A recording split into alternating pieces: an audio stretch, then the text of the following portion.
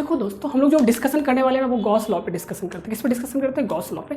अभी तक आप क्या पढ़े हैं बस मैं बस एक बार आपको रिमाइंड करवा दूँ, ठीक है? क्या करवा लो? रिमाइंड। मैं आपको क्या बताया अभी तक, सुनिएगा। मान लो ये कोई क्लोज सरफेस है, ठीक है? अगर इसके अंदर कोई चार्ज है कोई चार्ज क्यू है, तो total flux through this surface क्या होगा बोलना? फाई बराबर होता है आपका क्यू बाई एप्सिलॉन नॉट। अगर एयर मीडियम है तो क्यू बाई एप्सिलॉन नॉट ये होता है, ठीक है? या फिर आप ऐसे लिख सकते हैं integration of E dot D, flux का यही होता है ना, ई डॉट डी ए बराबर क्या होगा आपका थ्रू क्लोज सरफेस। ये इंटीग्रेशन पूरा सरफेस में लगाना है, तो क्लोज सरफेस के लिए क्लोज सरफेस इंटीग्रेशन के लिए हम लोग क्या डालते हैं? ये गोल सा। इसका मतलब क्या? Surface integration through close surface. इसका मतलब क्या हुआ दोस्तों? इंटीग्रेशन थ्रू क्लोज सरफेस, ठीक है? ये हुआ ना फाइबर और Q upon epsilon not E dot D ए, ठीक? सिंपल सा बात। अच्छा दूसरा सुनो, अगर मान लो आपका चार्ज क्यू बाहर में होता है, कितना होता है? बाहर में होता है, तो फ्लक्स इसके थ्रू कितना होता है? आप जानते हैं जीरो होता है फ्लक्स। इस केस में कितना होता है? जीरो होता है, नहीं होता? फ्लक्स कितना हो जाएगा? जीरो। तो फाइव इस केस में कितना हो जाएगा? जीरो। और फाइव को क्लोज सरफेस है तो कैसे लिखो? Close integration of E dot D A, E dot D ए। होगा या नहीं होगा? देखो फाई जीरो होने का मतलब ये नहीं है कि इलेक्ट्रिक फील्ड भी जीरो होगा। इस क्लोज सरफेस के थ्रू टोटल फ्लक्स जीरो है, बट इसका हरगिज मतलब ये नहीं कि इलेक्ट्रिक फील्ड जीरो है यहाँ पे। तो इलेक्ट्रिक फील्ड है क्लोज सरफेस पर, यहाँ पे इलेक्ट्रिक फील्ड कुछ ना कुछ तो होगा ना। बट इसका ई डॉट डी ए का total integration, total entire the close surface क्या होगा? जीरो आएगा टोटल फ्लक्स। ये भी आप पढ़ लिए प्रीवियस एग्जाम्पल्स में, आप समझ लिए। कहाँ समझ गए? प्रीवियस एग्जाम्पल में। एक और देखो एग्जाम्पल, जैसे मान लो अंदर में एक Q1 चार्ज है, दूसरा Q2 चार्ज ले लो, और यहाँ पे ले लो कोई Q3 चार्ज। तो हमको सिंपल सा बात बताओ, फ्लक्स थ्रू चार्ज Q1 कितना होगा दोस्तों? कितना होगा बताना? Q1 by epsilon not. अरे यार मान लो सब चार्ज नहीं था, तो total flux through this surface क्या होगा? Q1 by epsilon not. और इसको कैसे लिखोगे? Close integration of electric field due to one dot D A. ऐसे लिख सकते हैं, नहीं लिख सकते? उसी तरह बताओ फाइटो क्या होगा आपका? फाइटो क्या होगा? Q2 by epsilon not. अरे यार क्लोज सरफेस के द्वारा कोई पॉइंट चार्ज है तो Q अपॉन एप्सिलॉन नॉट होता है ना, तो Q2 बाय एप्सिलॉन नॉट हुआ। और फ्लक्स होता है क्या है आपका? E dot D A. तो देखो electric field due to charge number 2 into D A. अगर सेपरेटली रहता तो यही होता ना। उसी तरह Q3 बता दो, flux due to charge Q3 दोस्तों क्या होगा आपका? ये तो जीरो हो जाएगा, टोटल जितना लाइन बचेगा उतना लाइन निकल जाएगा ना, तो कितना जीरो बराबर कितना हो गया आपका? Integration of E3 dot D A. तीनों को जोड़ दो, phi 1 plus phi 2 plus phi 3, total flux phi net जो होगा आपका वो कितना होगा? Flux through close surface, net flux through closed surface, वो कितना हो जाएगा? देखो वो कितना हो जाएगा आपका? वो हो जाएगा आपका Q1 plus Q2 upon epsilon not. या फिर इसको सम करो तो कितना हो जाएगा बताना? E1 vector plus E2 vector plus E3 vector. अरे नेट E1 E2 डॉट है तो कॉमन ले लिए, डॉट डी ए, ठीक है दोस्तों? डॉट डी ए वेक्टर, ठीक है? अब देखो यहाँ पर यही हुआ टोटल फ्लक्स ना, total flux through close surface, यही हो ना। तो देखो ये सब चीज़ तो आप पढ़े हुए हो, ये सब चीज़ तो पढ़े हुए। इसी को लॉ के फॉर्म में बोला गया, लॉ का कोई प्रूफ नहीं होता है। हालांकि इसको कूलम्स लॉ से प्रूफ कर दिए हैं, या फिर आप गॉस लॉ से कूलम्स लॉ को प्रूफ कर लो, या फिर कूलम्स लॉ को गॉस लॉ से प्रूफ कर लो। बट ये लॉ है तो लॉ का कोई प्रूफ बोलना मतलब समझदारी वाला बात नहीं होता है, ठीक है? तो हालांकि गॉस लॉ को हम लोग कूलम्स लॉ से प्रूफ कर देते हैं, या फिर कूलम्स लॉ को गॉस लॉ से प्रूफ कर देते हैं, एक को मान के दूसरे को प्रूफ कर देते हैं, ठीक है? बट लॉ है ना, लॉ को प्रूफ करने से कोई फायदा नहीं होता है, ठीक है? फाइनेट आपका ये हो गया, फाइनेट ये हो गया। इसका क्या मतलब है दोस्तों? सुनो, अब गॉस इसी चीज को देख करके अपना स्टेटमेंट दिया और नाम लिख दिया गॉस लॉ। नाम क्या दिया उसका? Gauss law. स्टेटमेंट क्या है सुनिएगा, स्टेटमेंट क्या है? Gauss law. किसका स्टेटमेंट पढ़ने वाले हम लोग? गॉस लॉ यही स्टेटमेंट दे रहा है दोस्तों।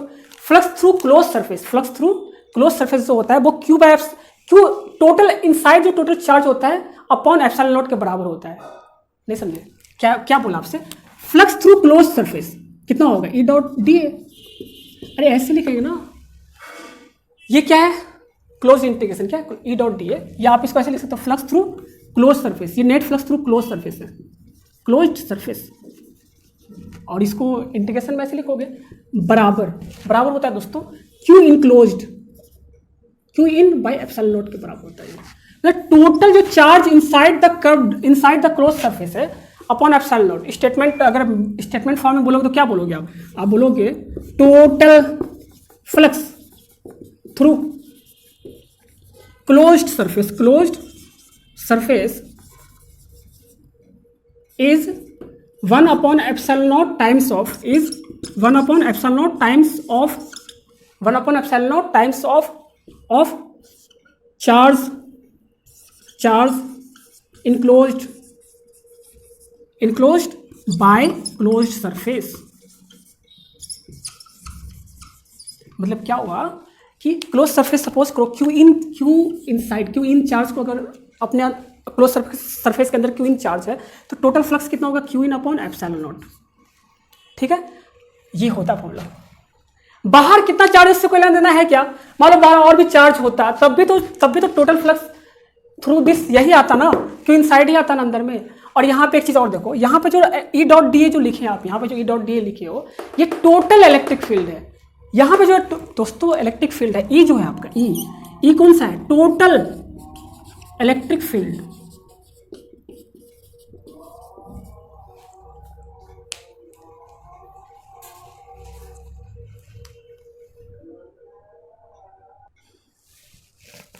यहां पे देखो दोस्तों, यहां पे जो आपका इलेक्ट्रिक फील्ड ई जो है, यहां पर जो ई है ये टोटल इलेक्ट्रिक फील्ड है due to inside and outside charge. Due to inside and outside charge.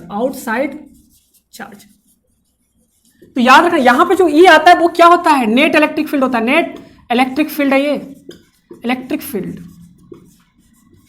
ठीक है, this is Coulomb's law. Actually this is Coulomb's law. बड़ा सिंपल सा बात है, ये स्टेटमेंट था कूलम्स लॉ का। किसका स्टेटमेंट था? कूलम्स लॉ का। ये कैसे आया मैं आपको पीछे ये सब सारा प्रॉब्लम कर लेता, और ये लॉ कैसे सोचा गया ये सब सारा मैं आपको सीक्वेंस में बता दिया। इसमें बता दिया सीक्वेंस में, नोट डाउन कर लो फास्ट इसको। अब देखो कि आप जो अभी तक जो पढ़े हो वो आपका क्या है? गॉस लॉ को मैं एक बार फिर से आपको अच्छे से बताया तो गॉस लॉ होता क्या है? गॉस लॉ ये होता है, मान लो कोई क्लोज सरफेस है, मान लो अंदर में Q1 चार्ज है, यहाँ पे Q2 चार्ज है, यहाँ पे Q3 चार्ज है, और यहाँ पे Q4 चार्ज है, और यहाँ पर अंदर में Q5 चार्ज है। तो आपको क्या बोलता है? Flux through the close surface. Flux through the close surface तो कैसे लिखोगे? Close integration of cyclic integration ही बोलते हैं ई डॉट डी ए बराबर आपका होता है, बराबर क्या होता है? Q in upon epsilon not. Q in upon epsilon not. Simple. अगर एयर मीडियम है तो किसका अनुसार मीडियम? एयर मीडियम है तो Q in by epsilon not होता है, याद रखिएगा। और क्यू इन यहाँ पे कितना होगा दोस्तों? Q1 plus Q2 plus Q5। Q1 plus Q2 plus Q5 upon epsilon not. Simple. ये है आपका गॉस लॉ। और आपको यहाँ पे याद रखना ये नेट इलेक्ट्रिक फील्ड है। कैसा electric field? Net electric field. ठीक है, तो मैं कुछ आपसे क्वेश्चंस मैं आपको दे रहा हूँ, तो आप उसको सॉल्व करने की कोशिश करना। अगर कहीं पर दिया हो दोस्तों कि Q in closed, Q in क्या है आपका? जीरो है। क्यू इन जीरो है, इसका मतलब क्या हुआ कि net flux phi through the close surface आपका जीरो होगा। ये ट्रू स्टेटमेंट है या फॉल्स स्टेटमेंट है ये बताना। ठीक है, Q enclosed by a close surface is zero implies that flux through the close surface is zero. ये स्टेटमेंट ट्रू है या फॉल्स आपको मुझे रिप्लाई करके बताना है। ठीक है, चलो एक और देखो। अगर आपको दिया हुआ Q enclosed equal to zero, Q enclosed equal to zero implies that electric field at surface एक जीरो। क्या इलेक्ट्रिक फील्ड सरफेस पर जीरो होगा? क्या इलेक्ट्रिक फील्ड सरफेस पर जीरो होगा? दूसरा बात।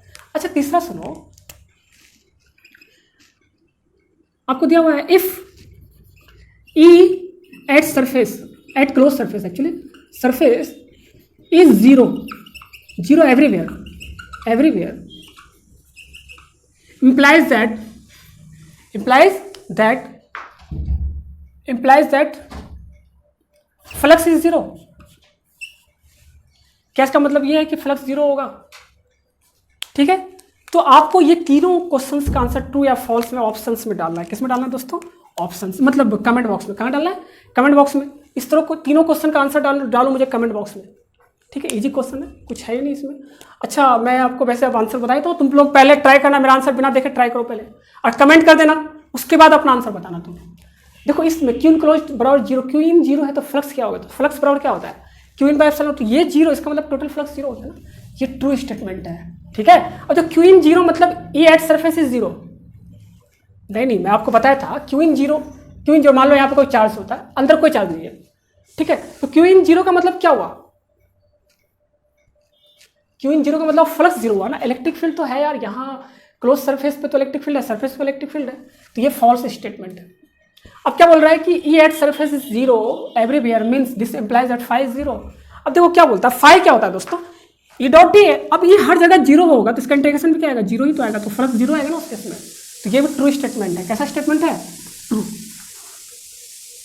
क्या ये बात अच्छे से क्लियर है, कुछ नहीं था, सिंपल सा बात था, ठीक है। ये क्या था दोस्तों, सिंपल सा बातें हैं।